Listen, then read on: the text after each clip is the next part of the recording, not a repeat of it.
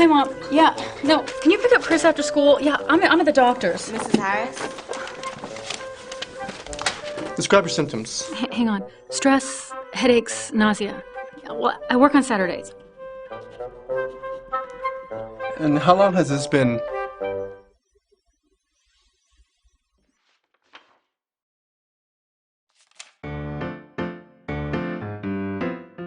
Equanimity.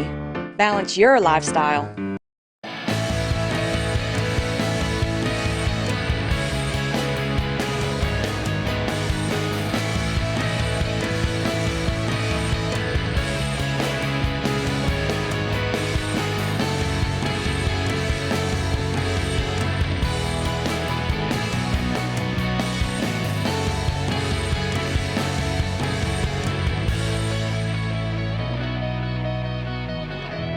Good day.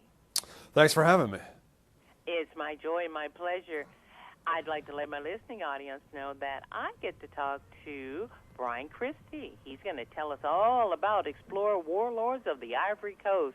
Bryan, tell me, where does your show air? What channel? It's 8 p.m. Sunday, August 30th, and it's on the National Geographic Channel. It's called Warlords of Ivory. Tell me, what does that mean? So many people in America have heard about the African elephant being poached, and the numbers of elephants being killed every year is extraordinary, about 30,000 elephants being killed every year. But what people don't know is the level of violence behind the ivory trade. And in Central Africa, terrorist groups are killing elephants, trading the ivory for arms. And so we go to that portion of Africa and go after these guys, not to just describe this sad story, but to actually go after them and infiltrate their syndicates. Is that what Warlords of Ivory, you guys expose them, or actually go with deputies or something like that? No, we don't go with deputies. We go ourselves, and we're going in after a terrorist group called the Lord's Resistance Army. It's run by a man named Joseph Kony, and some people have seen the Kony 2012 video that went viral a few years ago. This is a guy that cuts the nose and ears and lips off of his victims, that kidnaps children to make them into child soldiers. It's the most brutal sort of human being on the planet, and he's killing elephants too. And so we go after him. So he's killing elephants. Obviously, this is a source of income for him to fund his terror. Yeah, that's exactly right. Yeah, he's taking this ivory out of the forest, and he's moving up to Sudan, and he's trading it with Sudanese military to get arms and medicine from them. Why do you think we still allow this evil to exist? Because usually every product has to have a buyer. Right. And that's what makes, major products skyrocket to the top of the food chain, because there's a buyer. Why can't we stop this? I don't understand. Well, in part, you're absolutely right. Every product does need a buyer, and the buyer for ivory, and for the most part, is China. China is importing the most illegal ivory, and they're paying extraordinary prices, tens of thousands of dollars for tusks. Part of what's enabling that is the story that hasn't been told. The story of the violence behind the ivory trade hasn't been told. This is for us not a elephant story. This is a crimes against humanity story. These rangers on the ground are the front line in a battle against terrorism that the world hasn't seen before.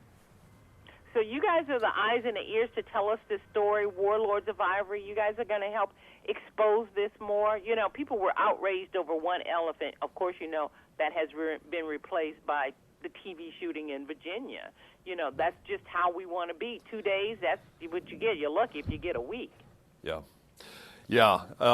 So we tried to be, I put together a Mission Impossible team to pull this off, and we created a fake tusk and I embedded inside that tusk a satellite-based GPS tracking system. And so I agree with you, there's this sadness around the world over some of the horrors that people are committing. But teams like the one I was fortunate to work with are also taking the fight to the enemy. Okay, so by you taking it directly to show us what's happening, what is your hopes and dreams for this? Well, my hope first is that people share this story, that this isn't a sad animal exploitation story. This is a aggressive, let's go after these guys and expose them.